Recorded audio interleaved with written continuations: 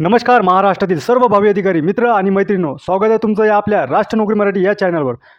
MPSC combine त्यामध्ये आपण भूगोल हा विषय निवडलेला आहे सुरुवातीला, आणि त्या भूगोलमधली आज आपली ही 6वी सिरीज आहे. मित्रांनो, महाराष्ट्रातील जिल्हे का बरं महत्त्वाचे आहे, आयोग यावर नेमकं प्रश्न विचारते का, आयोगाने याआधी प्रश्न विचारले का, या सर्व गोष्टींचा आज आपण सटीकरित्या अभ्यास करू, ते म्हणजे या व्हिडिओत. तरी व्हिडिओ तुम्ही शेवटपर्यंत बघा.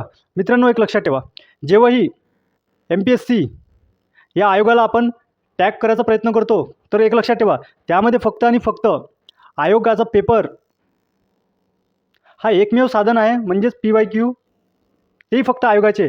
याच्याद्वारेच आपण एक तर्क बांधू शकतो की नेमकं पेपर कसा येऊ शकतो, समोरचा किंवा पुढचा. बघा, जेव्हा आपण आयोगाचा पेपर एनालाइज केला, तेव्हा आपल्या लक्षात आलं की नियर अबाउट हे 2 आणि 3 वर्ष सोडून त्याआधी जिल्हा, स्थापना वर्ष आणि कुठल्या जिल्ह्यातून कुठला जिल्हा निर्माण झाला यावर नेहमी प्रश्न विचारत होता आयोग. परंतु आता हे 2-3 वर्ष या प्रकारचा प्रश्न विचारला नाही.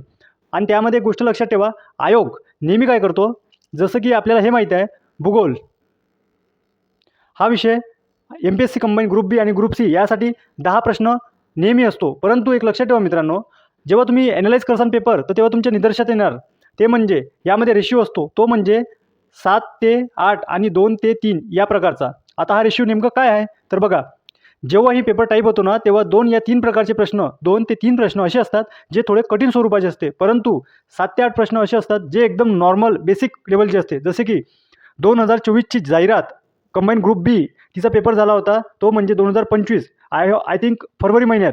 तर एक लक्षात ठेवा, त्यामध्ये आपल्याला प्रश्न नेमकं काय विचारला होता, तर बघा, 1960 आणि 2020 यांच्या दरम्यान जे प्रशासकीय विभाग आहे ते देखील विचारले होते, जसे की 4 आणि 6 या प्रकारचे. तर इतका बेसिक प्रश्न विचारला होता. त्याचमुळे आपण जिल्हे, त्यांचं स्थापना वर्ष आणि तत्कालीन CM, कुठल्या जिल्ह्यातून कुठला जिल्हा निर्माण झाला, हे सटीकरित्या पाहूया.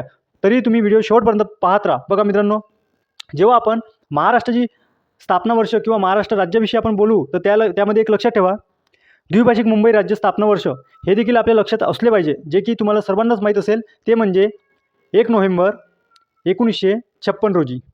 सोबतच एक महाराष्ट्राची स्थापना वर्ष हे सर्वांनाच माहीत आहे, ऑलमोस्ट महाराष्ट्रात राहणाऱ्या सर्व विद्यार्थ्यांना हे माहीत आहे. ते म्हणजे 1 मे 1960 रोजी, जे की आपण महाराष्ट्रात कामगार दिनमधून देखील साजरा करतो.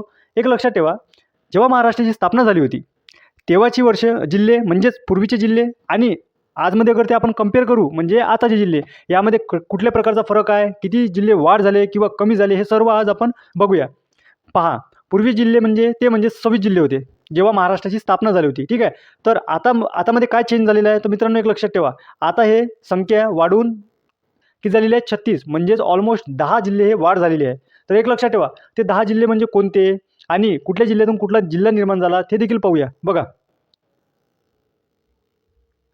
आता आपण सुरुवात करूया रत्नागिरीपासून. का बरं रत्नागिरीपासून, तर बघा, रत्नागिरी आणि औरंगाबाद हे दोनच जिल्हे असे आहे का इथूनच जिल्ह्यांची निर्मिती सुरुवात झाली आहे. तर बघा, रत्नागिरी, आता रत्नागिरीतून कुठला जिल्हा निर्माण झाला, तो म्हणजे मित्रांनो सिंधुदुर्ग. ठीक आहे, सिंधुदुर्ग. आणि औरंगाबादमधून तर ते म्हणजे जालना. आता सोबत हेही लक्षात ठेवा, औरंगाबादचं नाव औरंगाबाद आता पण नवीन काय आहे, तर ते आहे छत्रपती संभाजीनगर. ठीक आहे. आणि बघा, यांचं दोन्ही जिल्ह्यांचं स्थापना वर्ष सारखंच आहे, ते म्हणजे कोणतं, तर ते आहे 1 मे 1981. हे कसं आहे माहिती आहे काय, तुम्ही जे जिल्हे सेम वर्षात निर्माण झालेले आहे त्यांचं एका क्रमानुसार जेव्हा आपण करू ना ॲनालाइज, तेव्हा तुमच्या ते लक्षात राहण्यासाठी राहणार. आणि सोबतच मित्रांनो, आपण आधीचे जिल्हे लिहून घेतलेले आहे, जेणेकरून तुमच्या ते लक्षात राहणार आणि आठवण राहण्यासाठी एक चांगल्या प्रकारचा तो पॉईंट ऑफ व्ह्यू राहणार. तर बघा मित्रांनो, यामध्ये काय आहे, तर बघा, 1 मे 1981 काय आहे, तर सिंधुदुर्ग आणि जालना हे 2 जिल्हे नवीन निर्माण झाले. तर ते कुठून, बघा, सिंधुदुर्ग हा रत्नागिरीतून झाला, सोबत जालना हा औरंगाबादमधून झाला. परंतु तात्कालीन CM म्हणजेच तेव्हाचे मुख्यमंत्री कोण होते, हे देखील महत्त्वाचा पॉईंट आहे. बघा, त्यामध्ये आपल्याला लक्षात ठेवावं लागेल, और अंतुले.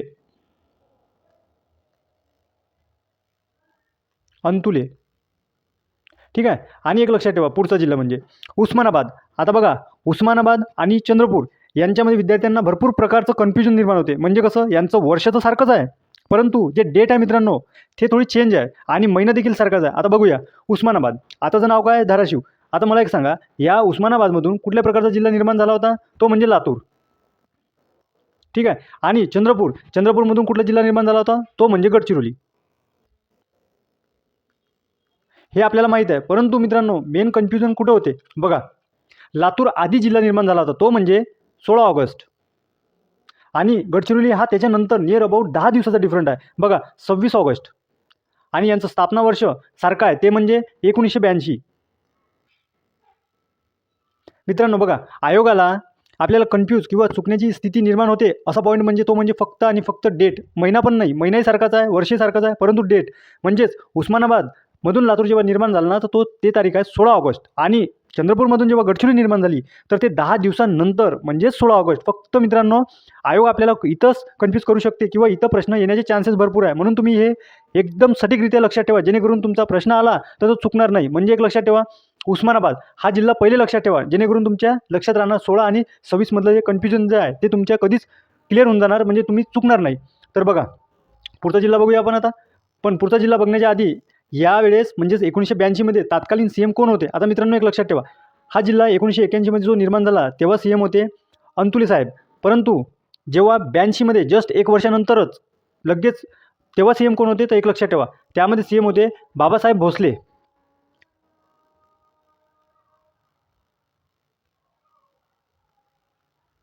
आता मला एक सांगा मित्रांनो, आपल्याला असं जर आपल्याला लक्षात येणार की 81 मध्ये अंतुले साहेब होते परंतु 82 मध्ये भोसले साहेब होते, हे एकाच वर्षात डिफरन्स झालेला आहे हे देखील लक्षात राहू द्या. आता बघा सोबतच आपण काय बघूया, बृहमुंबई. आता मला असं वाटते ऑलमोस्ट मुलांना हे माहीतच आहे की बृहमुंबईमधून मुंबई शहर निर्माण झाले. सोबतच हे लक्षात ठेवा यांची तारीख काय, तर ते म्हणजे 4 ऑक्टोंबर. 4 ऑक्टोंबर अशी डेट आहे की 4 ऑक्टोंबर 1990 मध्ये म्हणजेच ऑक्टोंबर 1990 मध्ये बृहमुंबईतून मुंबई शहर निर्माण झाले आणि तत्कालीन सीएम हे म्हणजे सर्वांना परिचित असणारे ते म्हणजे शरद पवार. त्यानंतर मित्रांनो एक लक्षात ठेवा, जसं की आपण आधी पाहिलेलं आहे ते म्हणजे रत्नागिरी औरंगाबाद सारखं वर्ष आहे, सोबतच उस्मानाबाद चंद्रपूर सारखं वर्ष आहे, परंतु डेटमध्ये चेंज आहे आणि डेटमध्ये चेंज आहे इथंच आयोग प्रश्न विचारू शकते म्हणून ते आपण चांगल्या सटीकरित्या केलेलं आहे. सोबतच एक लक्षात ठेवा, अकोला आणि धुळे यांचं देखील डेट हे सारखीच आहे. म्हणजे बघा त्यामध्ये आपल्याला लक्षात ठेवावं लागेल अकोला आणि धुळे. आता बघा अकोल्यातून काय निर्माण झालं तर वाशिम, धुळेतून काय निर्माण झालं तर नंदुरबार. आता एक लक्षात ठेवा मित्रांनो, हे जेव्हा निर्माण झालं त्यांचं वर्ष हे सारखं आहे म्हणजेच आपल्या लक्षात ठेवायला आणखी इझी होणार. कसं ते म्हणजे 1 जुलै 1998. 1 जुलै 1998 मध्ये निर्माण झालेलं आहे, तर आपल्याला हे लक्षात ठेवायला इझी होणार. सोबतच एक लक्षात ठेवा ते म्हणजे अकोला आणि धुळे हे निर्माण होत असताना तेव्हा तत्कालीन सीएम कोण होते हे देखील महत्त्वाचं आहे. म्हणजेच तेव्हाचे सीएम जे होते ते होते मित्रांनो मनोहर जोशी. ठीक आहे. आणि त्यानंतर बघा परभणी. आता बघा परभणी या जिल्हा आणि सोबतच भंडारा हे दोन्हीही जिल्हे एकाच वर्षी निर्माण झालेले आहे. म्हणजे तुम्हाला लक्षात ठेवायला आणखी सोपं राहणार. म्हणजे ते म्हणजे परभणीतून हिंगोली आणि भंडारातून गोंदिया हे निर्माण झाले. परभणीतून हिंगोली आणि भंडारातून गोंदिया यांचं स्थापना वर्ष काय ते म्हणजे 1 मे 1999 म्हणजे 999. आणि सोबतच लक्षात ठेवा यावेळेस मुख्यमंत्री कोण होते ते म्हणजे नारायण राणे.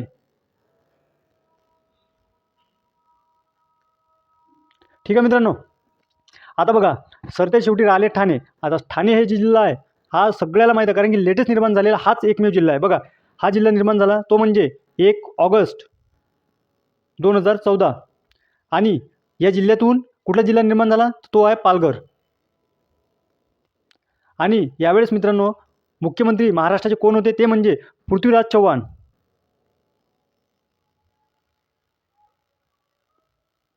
हे देखील सोबत राहू द्या लक्षात. आता मला एक सांगा मित्रांनो, आपल्याला येणारा प्रश्न हा कशा प्रकारचा असू शकतो हे तुम्हाला मी आधीच सांगून देतो. बघा जर या पॉईंटवर प्रश्न आला तर तो प्रश्न कसा असेल नेमका. बघा आयोगाला जेव्हा चुकाचा पॉईंट किंवा विद्यार्थी जिथे गडबडू शकते जिथे चुकी होऊ शकते ते म्हणजे फक्त आणि फक्त या 2 डेटमध्ये, ते म्हणजे उस्मानाबाद आणि चंद्रपूर. इथे फक्त तुम्ही डेट लक्षात ठेवा मित्रांनो, ते म्हणजे 16 ऑगस्ट आणि 26 ऑगस्ट. फक्त इतकं डिफरंट आहे. म्हणजे उस्मानाबाद हा पहिले आणि चंद्रपूर हा नंतर, एवढं लक्षात ठेवा. आणि कुठल्या जिल्ह्यातून कुठली निर्मिती झाली हे तर आपल्याला ऑलमोस्ट सर्वांनाच माहीत आहे कारण की महाराष्ट्रातील जिल्हे आपण जेव्हा MPSC करतो तेव्हा आपल्या ते लक्षातच राहते.